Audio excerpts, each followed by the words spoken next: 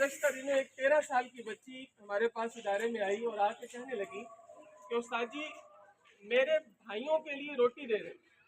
मैंने कहा बेटा आपके अब्बू तो हैं, आपको रोटी क्यों दूं? कहा मेरा अब्बू और मेरी अम्मी दोनों आइस का नशा करती हैं, आप मेरे भाइयों के लिए रोटी दें। मेरे भाई जब छोटे हैं वो रोते हैं रोटी के लिए, तो मेरा अब्बू उन्हें भंग पिला देता है, भंग पिला के सुला देता है कि कहीं वो रोटी ना मांग ले। इसी तरह और भी इस इलाके के अंदर ऐसी सूरत हाल है जो नाकाबिले बर्दाश्त है।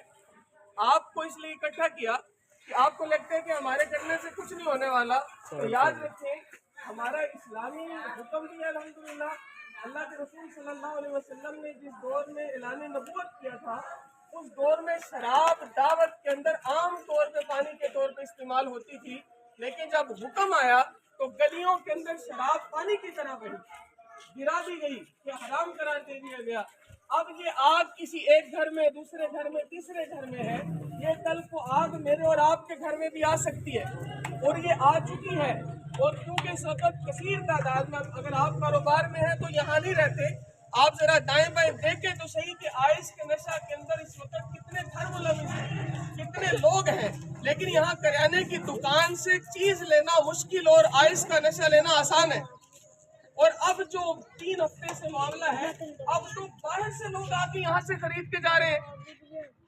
ये मामला इतना खराब हो गया है, तो हमने इंशाल्लाह इससे पाबंदी करवानी है कि हम इस इलाका में आइस को बिकने की इजाजत, सारे बोले आइस को बेचने की इजाजत, शराब को बेचने की इजाजत, हम यहाँ पे किसी किस्म का कोई नशा बेचने की इजाजत नहीं देंगे।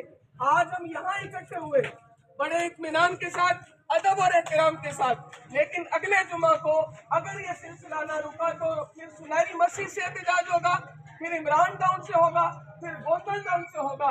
अगर फिर भी ना रुका तो रमजान से पहले इंशाल्लाह डीपीओ दफ्तर में पूरा इलाका इकट्ठा हो जाएगा इंशाल्लाह। हम वहां जाएंगे, सबसे पहले मंशियात फरोशों को रोको, अगर नहीं रुक सकते तो फिर हम यहाँ पे नशा करने वाले जो नशा करते हैं अपने हाथों से गिरफ्तार करवाएंगे, इनको गिरफ्तार करवा के जेलों में बंद करवाएंगे। अगर फिर भी बाज नहीं आते तो फिर याद रख लेना हम वो हैं, उस बहादुर नबी के उम्मती हैं जिन्होंने दुनिया कुफर को टक्कर दे दी। तो तुम तो आजकल के बच्चे हो, हम तुम्हें छोड़ने वालों में से नहीं है।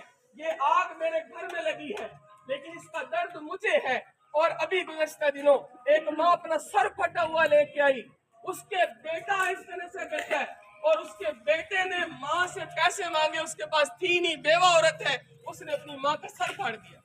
अभी कल एक पढ़ी लिखी बच्ची